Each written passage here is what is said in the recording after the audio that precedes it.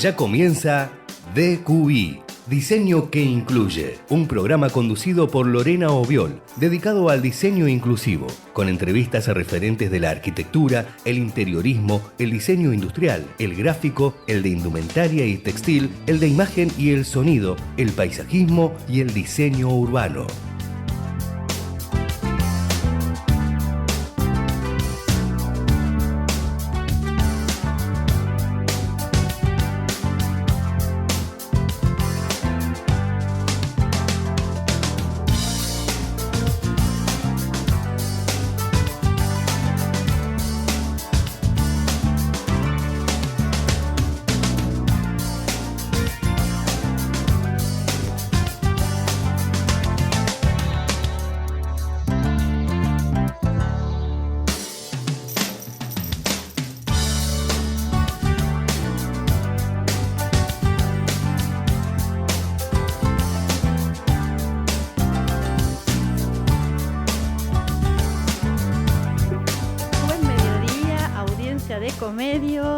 Volvimos con Diseño que Incluye después de un mes de descanso.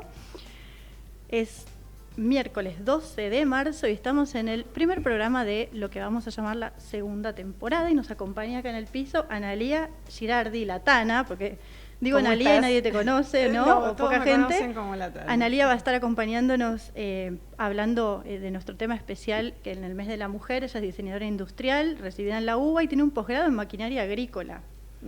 Por ahora no decimos nada porque también voy a presentar a Franca González, cineasta, que tenía que venir al piso y no se siente bien, así que la vamos a estar llamando en el segundo bloque.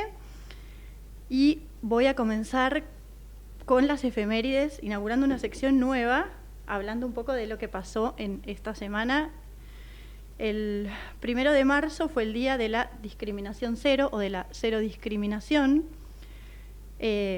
Se creó con el propósito de promover todas las formas de discriminación y celebrar el derecho de todas las personas a vivir en una vida plena y productiva con dignidad. Se creó en 2013 por la Asamblea General de las Naciones Unidas de la ONU, después de que el Programa Conjunto de las Naciones Unidas sobre el VIH-Sida, ONU-Sida, pusiera en marcha su campaña en favor de la discriminación cero en el Día Mundial de la Lucha contra el SIDA. Después, tenemos el 7 de marzo, que fue el Día de la Visibilidad Lésbica, que no siempre se celebra ese día. O sea, nosotros en Argentina, yo te miro a vos, Tana, porque te tengo acá en el piso, se celebra el 7 de marzo en Argentina, pero en otros países se celebra otros días. Por ejemplo, en España se celebra, de hecho empezó a celebrarse el 26 de abril, igual que en Ecuador, Colombia, México y Perú. En Argentina se celebra el 7 de marzo porque en memoria de la Pepa Gaitán, de Natalia Gaitán, cordobesa, que fue asesinada por su padrastro, por el padrastro de su novia, en el año, a ver si lo tengo, en algún lado lo tengo, 2010, sí, 2010. En Brasil se celebra el 29 de agosto, también en conmemoración del primer seminario de mujeres lesbianas. En Chile se celebra el 9 de julio, nuestra independencia, en honor a Mónica Briones, o en recordación de Mónica Briones, que fue asesinada en 1984, y en Paraguay se celebra el 16 de septiembre, en conmemoración de un grupo de mujeres lesbianas lideradas por Feliciana Chana Coronel, que reclamaban justicia e igualdad de derechos desde el penal Buen Pastor de Asunción. Sobre la vida y el asesinato de la Pepa Gaitán, que fue en la madrugada del 7 de marzo, acá lo tengo, de 2010, cordobesa, 27 años, Iván Yarícalo, en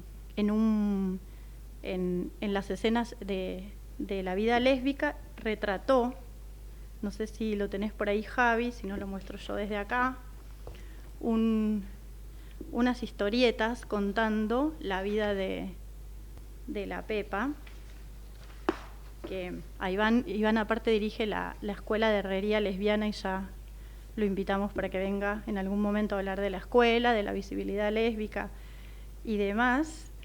Y después, llegamos al 8 de marzo, que es el Día Internacional de la Mujer Trabajadora, la efemérides elegida para este primer día de la segunda temporada de QI. Así que, Tana, te vuelvo a recibir. Gracias. Ahora sí, gracias. tengo un enorme currículum tuyo, pero gigante. enorme.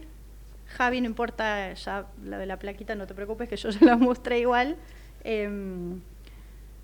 Tenemos... Ahí la estamos mostrando. Ahí la tenemos, gracias. Bueno, yo igual la levanté por las dudas. Ahí tenemos lo que hizo Iván Yarícalo para escenas de la vida lésbica en homenaje a la Pepa Gaitán. Lo podemos dejar si querés un ratito, unos segundos, y ahora yo vuelvo acá al piso con la Tana.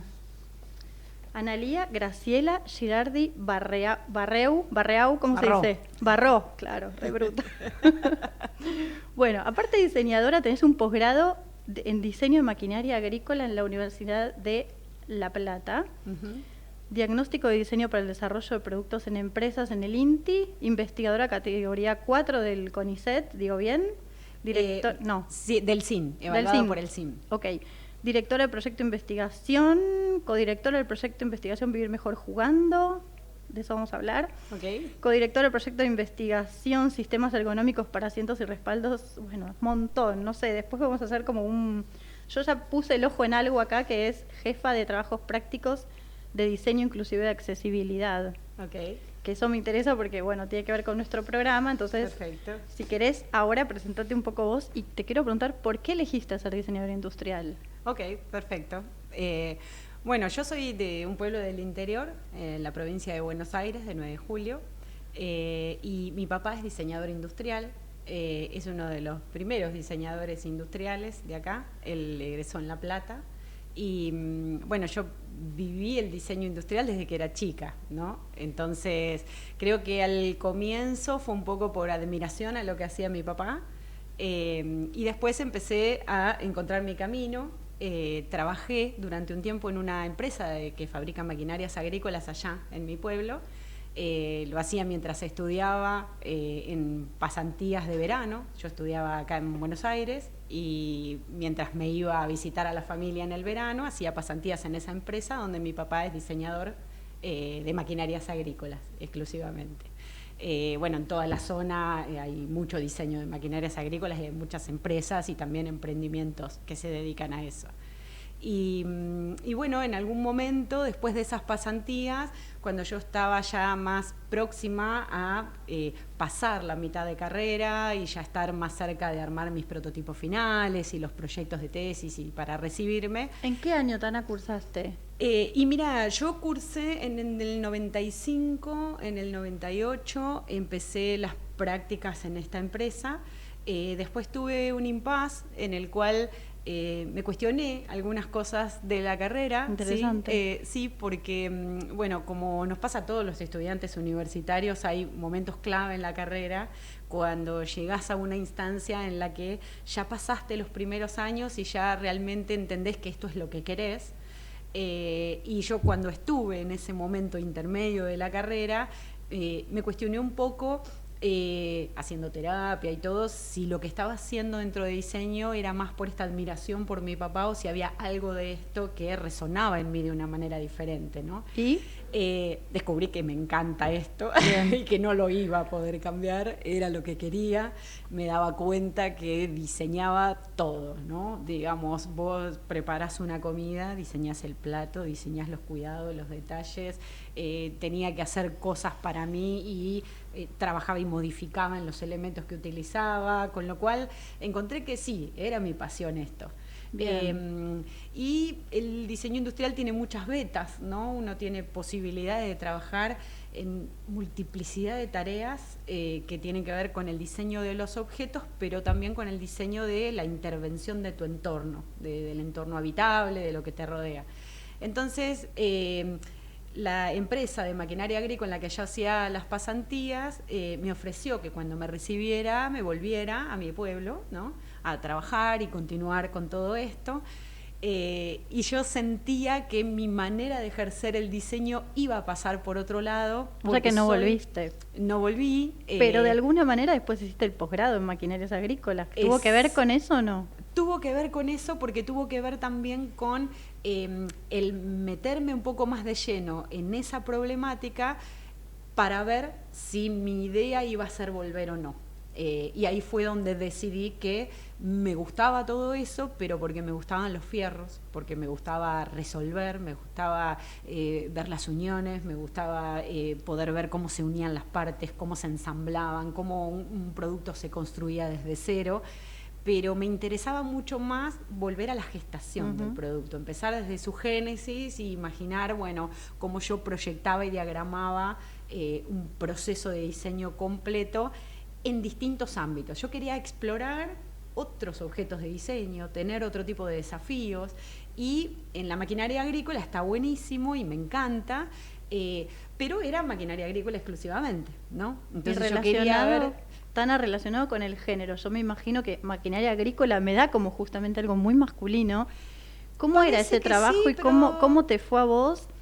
Y esto lo quiero enganchar con una pregunta relacionada también con el tema del día, es si a vos, tanto en este trabajo como en algún otro, el ser mujer te interfirió en tu laburo. Ok, ahí no. ¿Sabés que en ese contexto no? Mirá. Fue más en la universidad mientras estudiaba en Epa. ese momento que en la experiencia en fábrica. La experiencia en fábrica fue muy buena porque lo que yo veía en teoría en la facultad lo implementaba en la empresa, y en la empresa me dieron un lugar que me posibilitó expresar, digamos, cómo yo tenía una visión para hacer las cosas. Te doy un ejemplo. Hice pasantías en el área de producción, después hice pasantías en el área de ensamblaje, y después hice pasantía en las áreas de exclusivamente zona de soldadura, zonas de ensamblaje y cosas que eran más específicas de relacionarme con el operario y ser un operario más mientras aprendía. Entonces entendía la problemática con la que se encontraba el operario mientras estaba en el medio de producción. Entonces iba haciendo amigos en ese lugar y me cuidaban un montón. Y les ibas resolviendo cosas y te iban queriendo. Claro, y después en el área de producción, como podías observar el macro, me dieron la tarea de encontrar que había algunos momentos o zonas en las líneas de producción que tenían algunas pérdidas, porque en la distribución espacial del galpón, de la fábrica, había muchas idas y vueltas de materiales pasando entre lo que tenían que realizar en un corte y plegado de chapa, por ejemplo, hacia la zona donde se iban a ensamblar o hacia la zona donde tenían que pasar a un subconjunto armado y después volver a moverse las piezas dentro de la fábrica. Entonces eran pérdida de tiempo, desgastes, energía, un montón de cosas. Entonces se me dio la tarea dentro del área de producción de ver cómo hacía para resolver una problemática como esa. Y yo estaba cursando la facultad en ese momento, porque las pasantías eran mientras estaba estudiando. Entonces en la facultad había cursado una materia que se llama Industria Argentina, a la cual ahora trabaja David, que es la persona que conocemos en común. Un besito para David. Un besito para David. Y bueno, hicimos un trabajo de relevamiento de esa empresa. Había que elegir una empresa, elegimos esa empresa, nos fuimos todos con el grupo de compañeros, hicimos el relevamiento ahí, vimos un montón de cosas que se podían hacer en la empresa, y cuando yo hice esa pasantía, bueno, observé que estas idas y vueltas de los materiales generaban una pérdida de tiempo, y pérdida de tiempo en una empresa es pérdida de dinero. Obvio. Y de eficiencia también, ¿no? Porque lograr algunas cosas requiere de que los pasos se acorten. Bueno, hoy entendemos que hay metodologías de trabajo que acortan esos pasos para ser más eficiente, para lograr más cantidad de productos en menor tiempo. Y bueno, entonces armé como una especie de grilla en la cual puse todas las máquinas que se fabricaban en esa empresa. A todas las máquinas que se fabricaban les armé como una línea de ruta. Esta máquina comienza en corte y plegado de chapa, después pasa a soldadura, después pasa a ensamblaje. Esta otra máquina ya tiene un producto semi-elaborado, no tiene que hacer corte y plegado de chapa, entonces va a seguir otra línea y otra ruta. Y así hice con todas las máquinas. Y entonces después hice el cruce para ver dónde todas pasaban por la misma zona en algún momento, y entonces había que modificar la ubicación estratégica de maquinaria. Maquinaria, hablamos de maquinaria de producción, maquinaria pesada. Y me dieron bolilla, modificaron cosas, con lo cual yo sentí... O sea que ahí en ese ámbito estuviste muy bien, muy integrada, y no sentiste... muy integrada, y aparte había mujeres trabajando también, no solo en las oficinas, sino también en áreas de producción o otras chicas que estudiaban diseño industrial. y que eran alumnas de mi papá en La Plata, que él Ay, daba clases en ese momento en La Plata. Tan ahí sí, vos referiste que en la universidad cuando vos estudiabas acá en FADU sí te pasó. Sí. Voy a meter el bocadillo de que vos hoy también, porque así podemos hablar de comparar el ayer y el hoy. Vos hoy sos profe, sos jefa de trabajos prácticos de ergonomía, ¿digo bien? Sí, ¿Sí? exacto, en la UBA.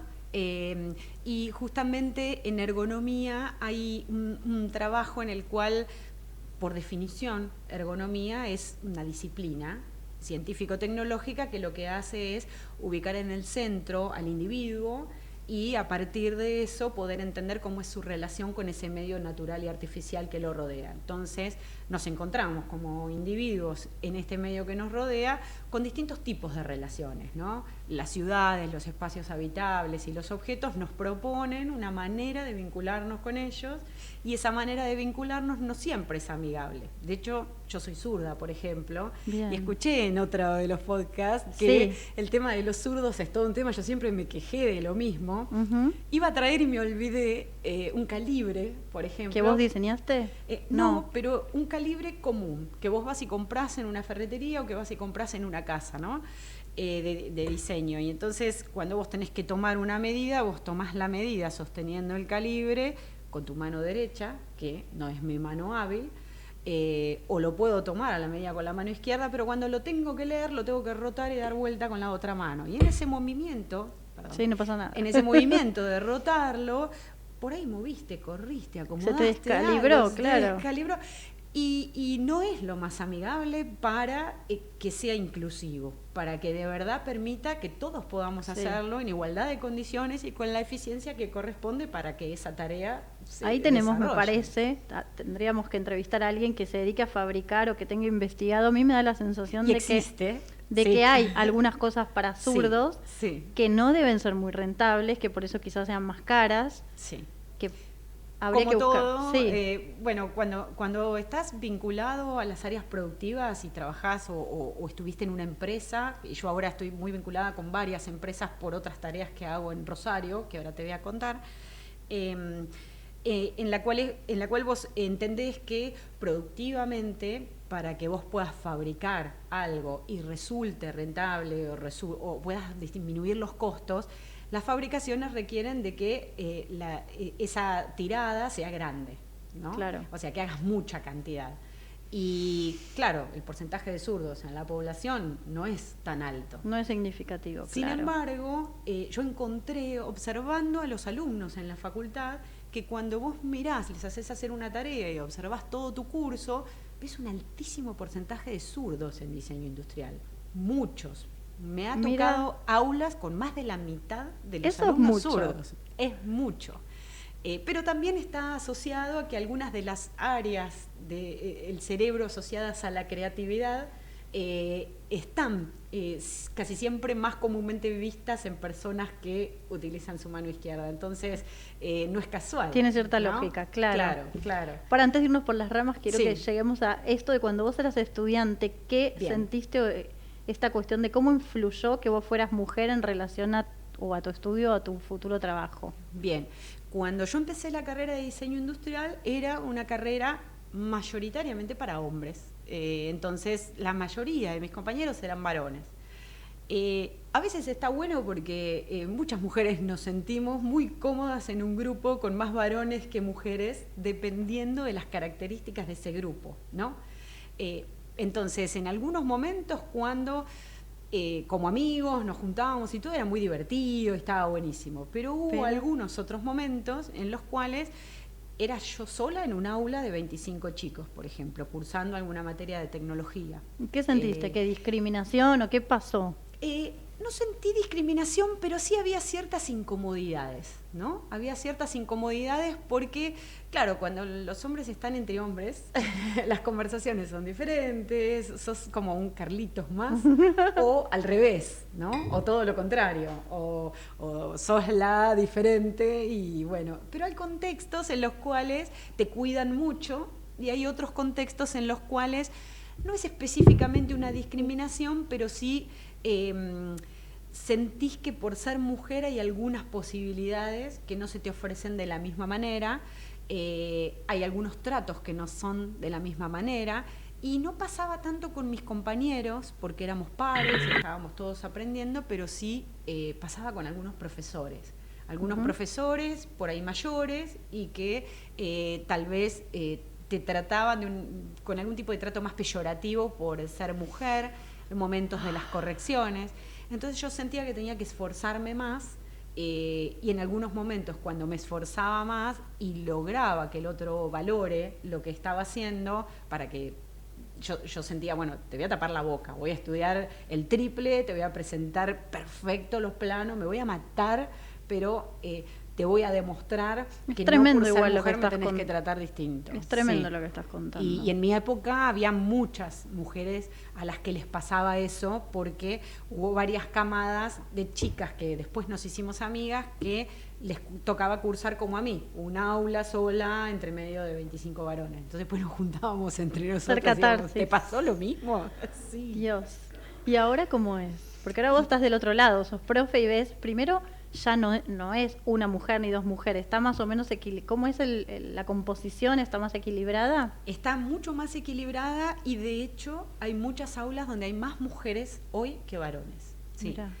Porque el diseño lo que tiene, en el caso del diseño industrial, pero creo que pasa en todos, porque me parece que en diseño gráfico también, y en arquitectura creo que también, hay muchas mujeres que, no sé si es por el hecho de ser mujer, pero prestamos atención a algunas cosas de los detalles, ¿sí?, que por ahí son muy de nosotras, muy de la mujer, ¿no?, de cuidar el detalle. Y me encontré, por ejemplo, ahora que estoy en ergonomía, con que cuando analizamos, por ejemplo, en algunos contextos de fabricación del área automotriz, hay muchas mujeres que están en áreas específicas donde hay que tener cuidado de algunos detalles en terminaciones y todo, porque la mujer tiene una visión y un cuidado especial en eso que por ahí el hombre capaz pasa por alto. Entonces, eso hace que uno sienta que empieza a ser incluida de una manera diferente. Sí, a ser valorada, ¿no?, desde otro lugar. A ser valorada desde otro lugar. En algunos contextos todavía sigue costando, ¿no? Cuando sos... a mí me pasa que como tengo tantos años ya en la profesión, se me ocurren todo el tiempo muchas ideas, y entonces las largo a boca de jarro, las largo. Y muchas veces me pasa en muchos contextos que veo que después algunos hombres se las apropian y me dicen, pero te lo planteé yo hace 5 minutos y todavía en algunos contextos cuesta. ¿Eso decís que pasa por el género? ¿Por el machismo? No sé si es por el género, no sé. La verdad es que no podría definir específicamente si es por el género, pero... Pero te pasó con varones. Pero me pasó con varones, no me pasó con mujeres. Okay. Entonces, no lo sé. Pará, y te quiero hacer otra pregunta. En relación a lugares de poder, a puestos directivos y a salarios, ¿cómo es la composición y cómo están las mujeres en el diseño industrial en relación a los varones? Mira, hay muchas mujeres que trabajan en empresas multinacionales, por ejemplo, y varias mujeres que yo conozco que trabajan en empresas argentinas, que no tienen el mismo salario que un varón. Y o sea, que todavía, ya saben que no tienen el que mismo ya salario. saben que no lo tienen porque indagan, preguntan, buscan y se dan cuenta y me comentan, ¿no?, cuando nos juntamos, que no pasa.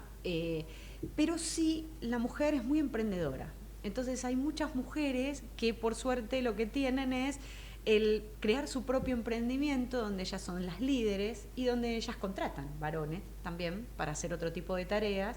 Entonces su posición de liderazgo hace que también puedan resignificar eso o cambiarlo de alguna manera, y creo que si hay una tendencia a que eso suceda, podría llegar a imaginarse un futuro diferente en ese sentido, ¿no? Pero acá por lo menos todavía, al menos las mujeres que yo conozco, siento que por las vivencias que me cuentan cuando nos juntamos, pasa todavía un poco esto, ¿no? Sí. Tremendo. Sí. Ana, y ahora te quiero contame un poco de lo de Rosario. Quiero salirme Bien. un poco del tema de la mujer para que me cuentes un poco más de vos de Rosario, y quiero llegar al tema de la discapacidad que también hace a este programa en general. Okay. Bueno, yo me encontré con una relación con el tema de la discapacidad desde que estaba estudiando, en realidad, en diseño, porque cuando estaba terminando la carrera, que empecé a transitar un poco el ver cómo iba a ser ver este posgrado de diseño de maquinaria agrícola, que me interesó más que nada también porque estaba haciendo las pasantías en maquinaria agrícola en ese momento. Entonces dije, bueno, a ver, vamos a hacer un posgrado después de diseño, de la carrera de diseño, para focalizar un poquito más la atención en ese lugar y ver qué otra inserción laboral hay dentro de ese mundo. Y recuerdo que iba a La Plata, con mi papá que daba clases en La Plata en su momento, y conocí un grupo de personas maravillosas que eran un grupo de estudiantes que acompañaban a un jefe de cátedra, de una cátedra de tecnología de allá, y que querían participar en un concurso de diseño internacional, y entonces la idea era juntarnos y trabajar en conjunto. Trabajábamos en el INET de acá, que está en Independencia. Sí, Jujuy. Sí. Y nos juntábamos ahí y después nos juntábamos en La Plata. Y cuando nos juntábamos en La Plata, nos juntábamos en la casa de un muchacho que él tenía una discapacidad, él estaba en silla de ruedas. Y cuando llegábamos a su casa estaba completamente adaptada, ¿no? Te estoy hablando de los 90 y pico, ¿no? Y él era tan independiente, yo veía que se movía de una forma en la casa, nos invitaba a su casa, se movía, tenía la cocina completamente, nos cocinaba, y yo lo veía con tanta independencia que yo decía, qué bueno, porque esta persona adaptó su espacio desde el diseño, ¿no? Hubo muchos condimentos del diseño. Entonces me quedó muy grabado esto. Cuando me recibí, yo armé mi perfil de LinkedIn, ¿no? Como hacemos muchos profesionales, y empecé a recibir llamados para hacer este trabajo acá, este trabajo allá. ¿En qué año te recibiste, Tana? Yo me recibí en el 2005 recién, porque tuve un parate el en el impas, medio que te contaste, decía el impas, sí. que me metí a hacer música, Sí. bueno, nada, otra cosa. Te fuiste un poco por las ramas y volviste. Me fui por las ramas y volví porque dije, no, sí, está bien, era esto, te lo vuelvo Bien. y me recibo. Y bueno, y cuando volví, que armé este perfil de LinkedIn y todo, me llaman del CIAPAT. El CIAPAT es el Centro Iberoamericano de Autonomía Personal y Ayudas Técnicas, el nombre es muy largo, de la OIS, de la Organización Iberoamericana de Seguridad Social. Ellos necesitaban un diseñador para que les ayude con lo que era el showroom para hacerlo más accesible. Entonces volví a vincularme otra vez con la discapacidad desde ese lugar, porque encontraba que, por ejemplo, las superficies de apoyo, donde estaban todos los productos de apoyo y los productos accesibles, tenían un paredón en este lugar, en esta parte donde terminaba. Pasaba la silla de ruedas. Pasaba la silla de ruedas, entonces tenías digamos, un montón, y la circulación del lugar, había mucho que trabajar. Cero accesible. Cero accesible, y trabajamos también con una arquitecta de La Plata, que también se armó una biblioteca accesible y un montón de cosas. Entonces desde ese lugar volví a vincularme con la discapacidad y otra vez me quedó como dando vueltas esto. Luego, a través de ese centro, yo quedé como referente en el área de diseño en ese centro. Entonces cada vez que había un terapista ocupacional, un fisiatra o algo que tenía alguna duda de diseño, porque ellos diseñan mucho los objetos que usan para trabajar con las personas, con sus pacientes, y entonces los contactaban buscando diseñador y me referían a mí. Entonces, contacto con una chica terapista ocupacional, que terminamos haciéndonos muy amigas, que ella estaba en su tesis de terapia ocupacional y quería desarrollar un producto que sea para la mujer y que a la vez sea accesible para personas que o habían tenido una ACV o habían tenido algún tipo de problemática y quedaba lateralizada su posibilidad de movimiento, con lo cual tenían que hacer todas las actividades con una sola mano.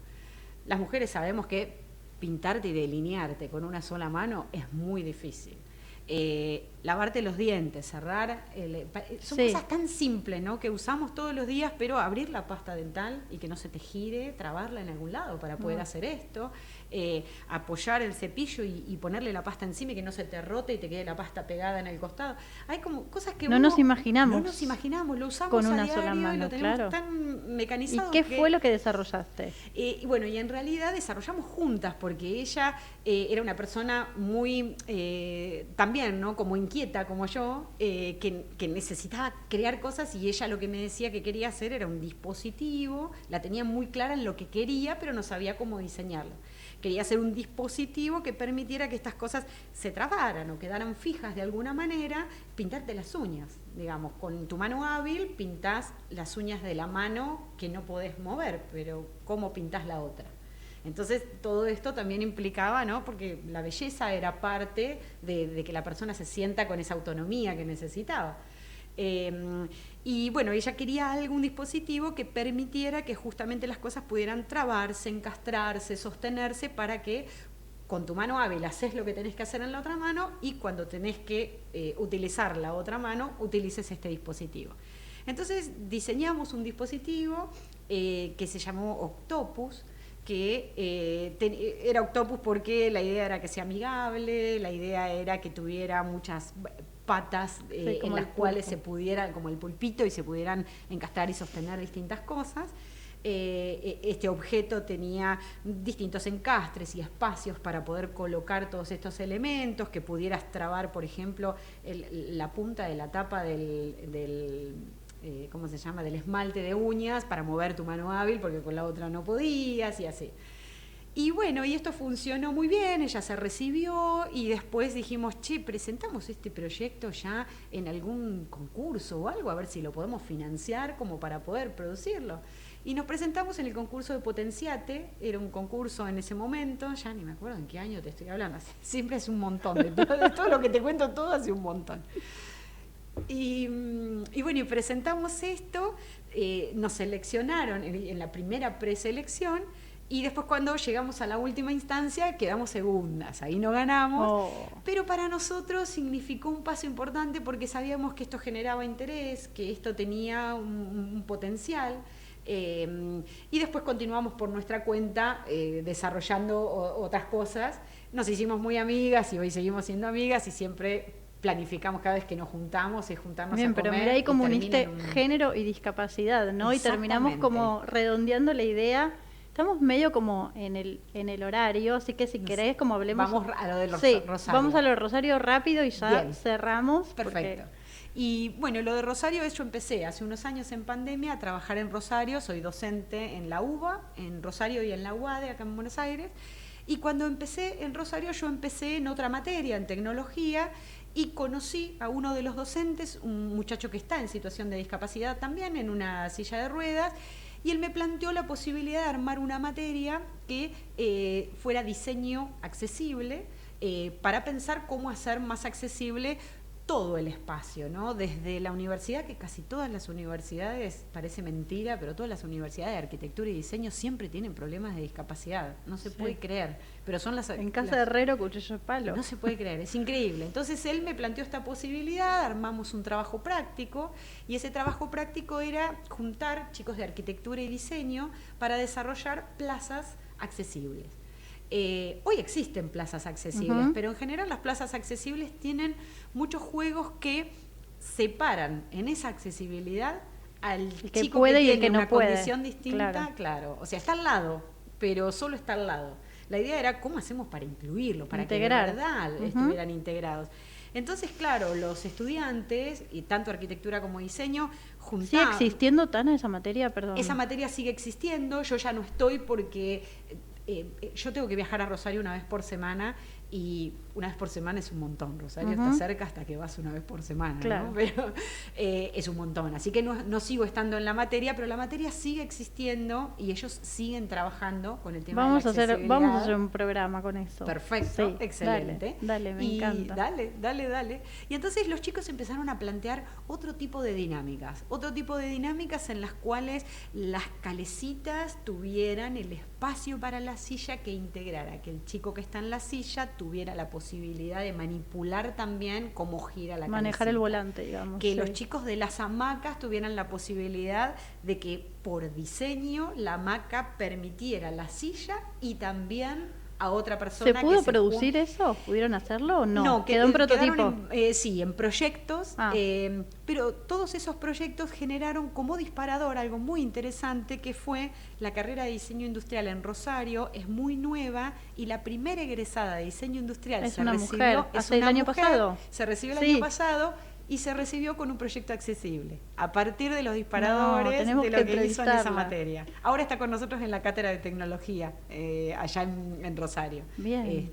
Así que, bueno, también es otra mujer metida en ese medio. Bueno, te convoco para que hagamos un programa hablando de Rosario y la accesibilidad. Perfecto. Así que bueno, Tana, dale. muchas gracias. Muchas gracias. Sé que nos a quedaron vos. un montón de temas, somos muy Sí. charletas las dos, pero son las 13:39, así que te voy a despedir. Te súper agradezco que hayas Muchísimas venido y nos gracias. vamos a un corte y después seguimos con Diseño que Incluye.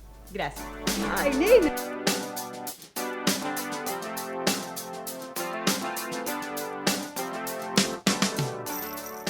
Ecomedios.com AM1220. Estamos con vos. Estamos en vos. Informate en ecomedios.com. Seguinos en TikTok, @ecomedios1220. DQI, Diseño que Incluye, un programa conducido por Lorena Obiol, dedicado al diseño inclusivo.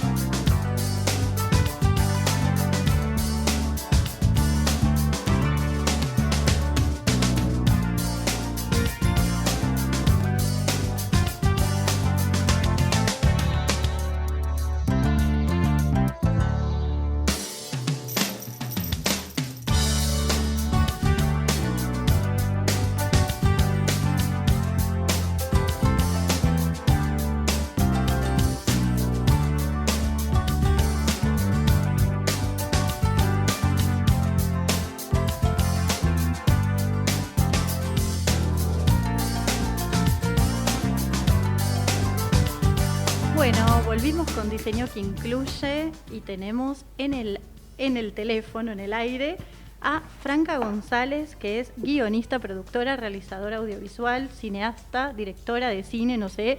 Franca, si te ¿está bien todo lo que estoy diciendo de vos? Sí, parece mucho, pero lo que pasa es que entre los cineastas que hacemos cine documental, que es un ámbito como muy, muy preciso, sabemos que tenemos que hacernos cargo de un diseño casi que general de la obra, ¿no? Entonces, por eso es que abarcamos como tantos rubros. Tantas cosas. Franca, claro. ¿cómo te sentís? Ay, perdón que te hago salir al aire igual. ¿Estás bien para charlar un ratito? Vamos a charlar un ratito, sí, por Bueno, y otro supuesto. día te venís. Dale. Bueno, Franca, te convoqué porque sos mujer, porque si bien hay muchas directoras mujeres, nos conocemos y tenía ganas de que fueses vos la persona en el mes de la mujer. Y si bien yo tengo acá como un montón de tu bio, quería que vos te presentes. Yo voy a leer apenitas el principio y después me contás vos un poco sobre las pelis. Yo voy a decir nada más que naciste en General Pico, en La Pampa, el 24 de diciembre del 68, que fuiste becada para irte a la Sorbonne durante un año, que tenés varios premios, pero tenés el Premio Directores Argentinos Cinematográficos a la Trayectoria en 2023 y el CONEX, nada menos, hace 4 años, en el 2021, en Cine Documental. Después estudiaste Artes en la UBA, bueno, etcétera. Tenés un montón de... Tu currículum también es enorme, lo imprimí, es gigante. Te quiero... Sí, es gigante, o sea, creo que si lo termino de leer y ya se hace las 2 de la tarde. No, Quiero pero de todas maneras quiero hacer una salvedad en relación al currículum. Viste que el cine sigue siendo un ámbito en el cual la formación académica no es lo básico. Entonces vos vas a mirar un montón de cosas en mi currículum, pero no vas a ver que haya terminado una carrera universitaria, y eso es un peso terrible en mi vida. ¿Por qué? ¿Te Tengo como una pesa? deuda ¿En pendiente, serio? lo académico. Sí, sí, sí, sí. Entonces, bueno, sí, es cierto, hay un montón de experiencia, 7 largometrajes terminados, haber participado en la película un montón de gente, haber estudiado y todo, pero no, cuando me dicen, ¿y qué título tiene? Y no, la verdad es Nada, que soy tengo un título. directora. Soy, Soy soy directora, soy directora de cine. cineasta. Así que bueno, nada, No. eso digo, para contrarrestar que por ahí es un poco Bueno, apabullante, pero tiene que ver con eso. vos igual sos recontra conocida, pero te voy a contar una Mm, infidencia al aire. Yo terminé la sí, carrera, no di los mm, últimos 5 finales y me siento ajá. recontra periodista y no necesito y ni quiero el título. Está mal lo que digo, No, psicólogo está muy mediante, bien, me pero siento muy bien a mí, entonces en ese contexto. por eso te digo, pues no lo vivas tan Bueno, terrible. A mí todo el mundo es que me... bueno, es que justamente el periodismo también es otra profesión donde por ahí un buen periodista no se mide por la cantidad de títulos que haya conseguido en diferentes universidades del mundo, sino su capacidad para poder transmitir lo que quiere contar. Y bueno, un poco nos pasa lo mismo a los cineastas, ¿no? Hay gente que puede pasarse la vida estudiando cine y por ahí no sale de ser un crítico, que no tengo nada contra ellos, pero digo, no se basa tanto en la acumulación de saberes o de formaciones, sino en cómo uno se anima a poder contar una historia, ¿no? Y bueno, justamente de eso se trata, me parece. Muy Pero bien. bueno. Fraca, contanos un poco, Mm, si así no leo yo todo tu sí, currículum, no, no, las por favor. pelis. Quiero que hablemos un poco, nada más de qué se tratan, sobre todo de, si querés, o de atrás para adelante o de la Mm, primera para la última, mm, nombrarlas, hablar un poquito como mm. de tu carrera, tu trayectoria para que la audiencia que no te conoce te conozca. De paso Bueno, le pido a Javi que ponga una foto tuya, así, por lo menos ya que no te tenemos acá. dale. Ay, ahí te veo, perdón. Ay, Javi, hoy yo estoy mal. Ahí te vemos, Eh, claro. bueno, como vos bien contaste, soy pampeana. Y mis primeros palotes los hice en la televisión pública pampeana como periodista. Arranqué, tenía muchas ganas de irme a vivir y estudiar a Francia, así que me quedé 2 años después de terminar el secundario trabajando en los canales de televisión de allá, haciendo Mira, documentales, sí, así como bien de formato televisivo. Y, y fue una experiencia para mí valiosísima porque eh, nada, enseguida me tiraron hacia el medio de la cancha a patear penales, ¿viste?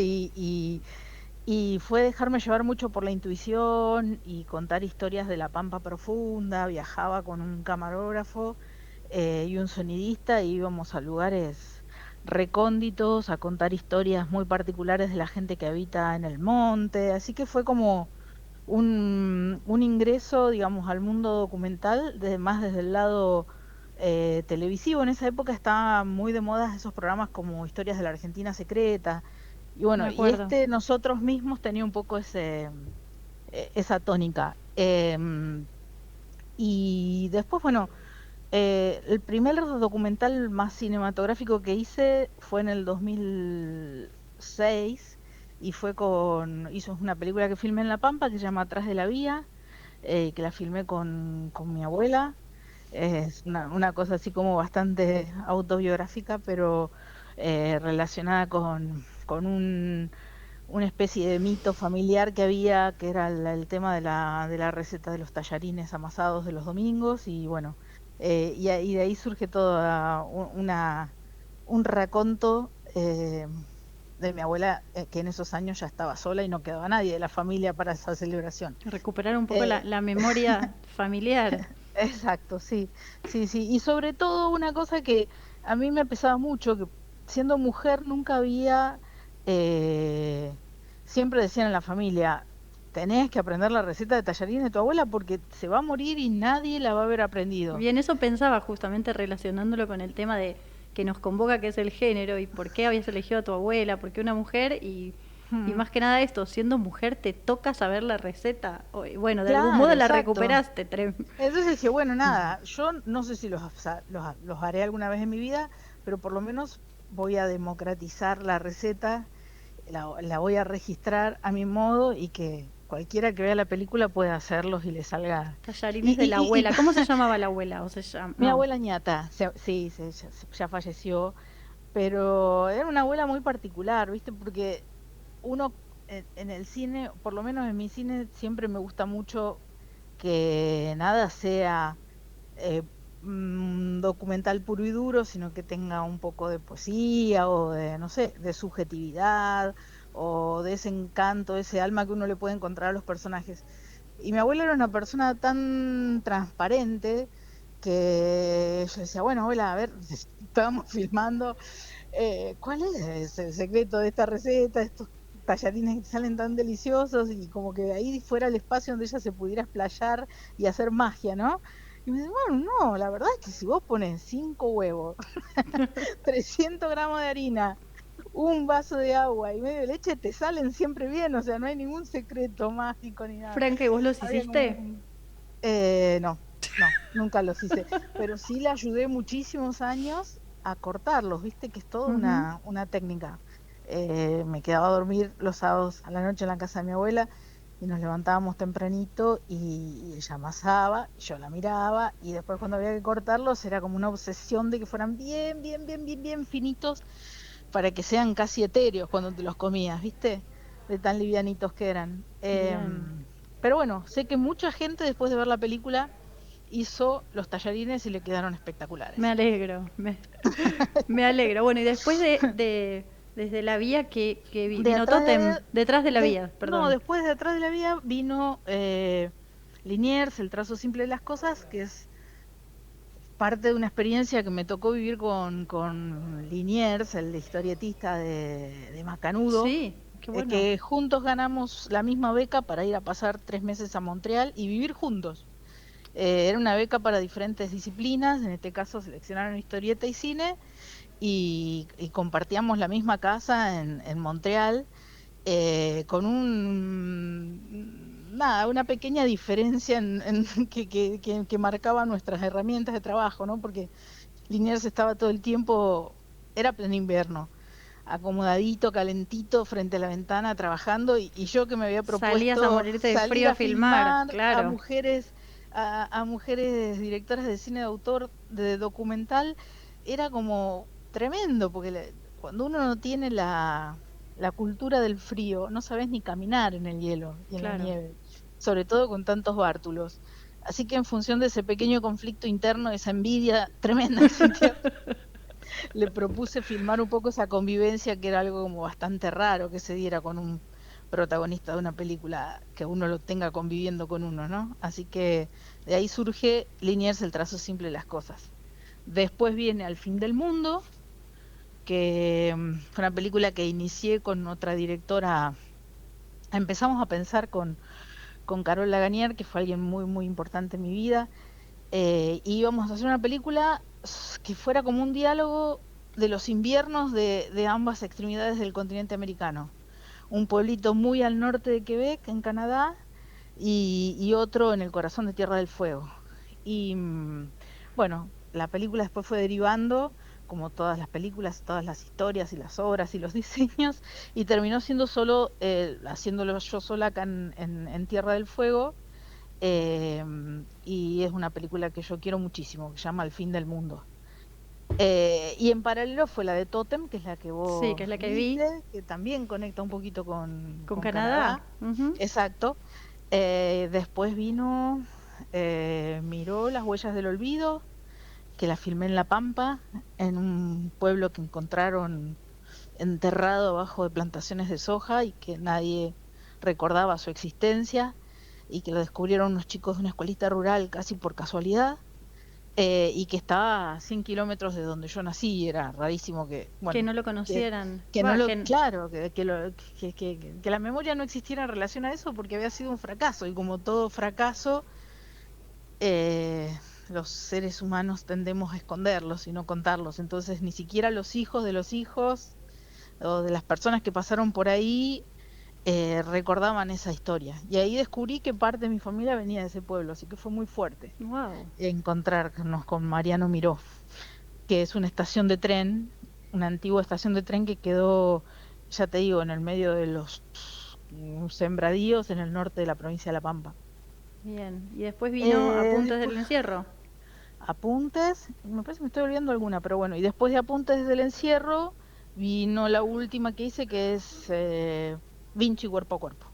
Así que bueno, ahí están, creo que están Que esa los es 7 del año largos. pasado, ¿no? Vinci, sí. Vinci es del 2024, sí, sí, Ujú. sí, tal cual. Pero bueno, como verás, son como temáticas muy, muy, muy Muy diferentes, diferentes. pero muchas hay, muchas yo pensaba, porque Mm, eh, previo, voy a contarle a la audiencia que mm, yo, cómo encarábamos la nota, y yo te preguntaba, y te lo pregunto al aire de nuevo, mm. si alguna vez te sentiste o te pasó algo diferente por ser mujer, y que vos me decías que no, que no habías tenido o que habías tenido la suerte de no sentir diferencias por ser mujer y que no había esta cuestión, pero sí lo que yo veo es que hay muchas cuestiones relacionadas con el género y con tu ser mujer, en tanto por la elección de las directoras, en la recuperar la receta de tu abuela, elegir una otra directora para compartir el trabajo. Me parece que en un montón de cosas se van viendo como las cuestiones de género, o capaz no, capaz yo estoy haciendo una lectura un poco traccionada, decime vos. No, no, no, no, no es traccionada, es real. Solo que bueno, mi respuesta tenía que ver con si o sea, en líneas generales, hoy inclusive en la Argentina, y eso en este ratito estuve inclusive buscando un poco más de data actualizada, porque justamente como a nadie le interesan las cuestiones de género en el cine, nadie se preocupa ¿En serio decís eso? sí, por relevar esa ¿Por información. qué? Nadie, a ver, sí lo hace la gente, no sé, de la mujer y el cine, pero todo con un esfuerzo enorme, entonces pueden hacer un relevamiento, ponerle cada 5 años. Ahora justamente lo último que hay, porque el Inca en algún momento lo intentó, pero te imaginas que en estas épocas que corren No, es imposible. no va a haber dinero para eso, pero la Academia de Cine, eh, la Academia de Cine de la Argentina, hizo un relevamiento en función de los socios que tienen, que son poco más de 500 profesionales del cine, entre todos los rubros: dirección, producción, guión, actores, actrices, técnicos, montajistas, maquilladoras, o sea, todos los rubros que entran dentro del cine. De esos 550 socios más o menos que tiene la academia, solo el 37% son mujeres, y directoras sigue habiendo no más del 23% de mujeres. Y entonces, bueno, también uno reflexiona en torno a eso, ¿no? Y cuáles son los rubros que siguen siendo más ocupados por mujeres, que claramente son los que tienen Vestuario, que ver con maquillaje. Uf. vestuario, maquillaje, obvio, y cuáles son los que menos, y bueno, justamente donde las mujeres tienen más dificultades para poder ser a su vez otras cosas, aparte de técnicas, como, no sé, una montajista que tiene que montar una película y tiene 2 niños, como siempre elijo trabajar con mujeres en mis películas. No sé, tiene 2 niñas y no está como de algún modo ni siquiera considerado la posibilidad de que haya guarderías para técnicas dentro de SICA, o que haya algún tipo de ayuda para que esas mujeres puedan continuar su desarrollo profesional aún siendo madres. Ese tipo de falencias sigue habiendo muchísimas, por lo tanto son muy poquitas las que se dedican al montaje, muy poquitas las que se dedican a la dirección de fotografía o a la dirección de sonido, porque bueno, de marca tener que participar por ahí de un rodaje de 6 semanas que Sí. tenés que ir de tu casa, y si Ni hablar tenés una productora o una directora, ni hablar. producción, es en el único rubro en que las mujeres fueron creciendo bastante en los últimos años. Hoy en día más o menos el 38% de los productores inscriptos, productores y productoras inscriptas en la academia son Son mujeres. mujeres. Bueno.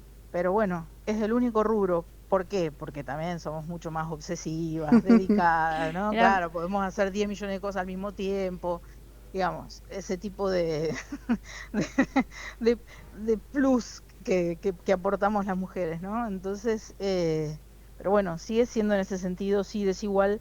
Lo que no puedo sí decir es que las mujeres ganan más o menos que los hombres, porque el tema de los salarios dentro del cine es un secreto, no sé, absoluto. guardado Otro bajo se 7 sigue llaves, o sea, nadie considerando, sabe cuánto gana no se dice. no, porque aparte hay un cine industrial y otro cine que se hace más a los ponchazos, y siempre en ese cine más artesanal, que en definitiva yo pertenezco más a ese cine que al cine industrial, muchas veces uno, como decíamos al comienzo, terminas cumpliendo muchísimos roles con tal de poder avanzar en una película. Y poder establecer un monto a ese trabajo es imposible, o sea, es muy difícil. Uno elabora un presupuesto antes de presentar un proyecto a un determinado fondo y establece como ciertos porcentajes. Por ejemplo, no sé, el productor o la productora se lleva el 10% del presupuesto ganancia, total. sí. Perdón si estoy siendo un poco técnica, pero para No, entender está bien. un poco cómo Lo es. único que nos El nos director quedan, será Fran, tanto 3 y el- minutos. Entonces, bueno, no, perdón. no, pero digo, cerremos. Entonces eso hace que, bueno, que haya como acuerdos internos de por un poquito más, un poquito menos, pero que esa aguja no la mueve el hecho de ser mujer o de ser hombre, sino de quién se le antoje al director trabajar, con quién trabajar. Ujú. Y probablemente elija trabajar con varones porque le traería como menos inconvenientes en estas cuestiones de las que hablábamos antes. Tremendo. Ay, Franca, nos estamos quedando sin tiempo. Y, No, bueno, y la perdón. verdad, no, perdona vos que igual estando así medio pachucha yo te pedí de salir y vos tan buena onda me dijiste que sí. Bueno, Ya haremos tenía muchas otra. ganas de acompañarte. Ay, gracias. Sí. Encima llegaste ayer de vacaciones, a todo muy tirado, muy traccionado, perdón.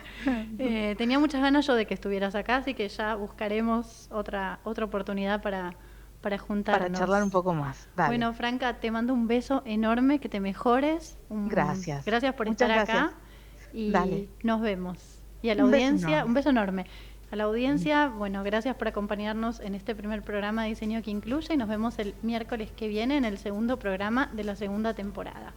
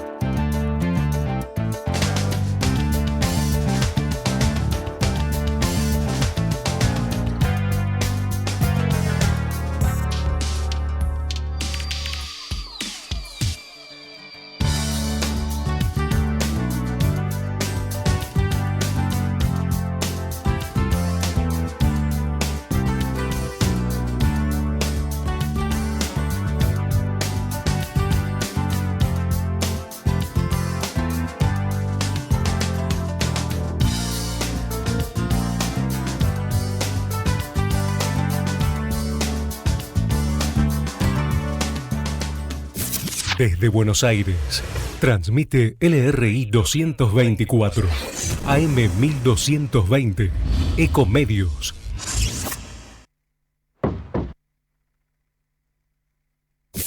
Desde Buenos Aires, transmite LRI 224, AM 1220, Ecomedios.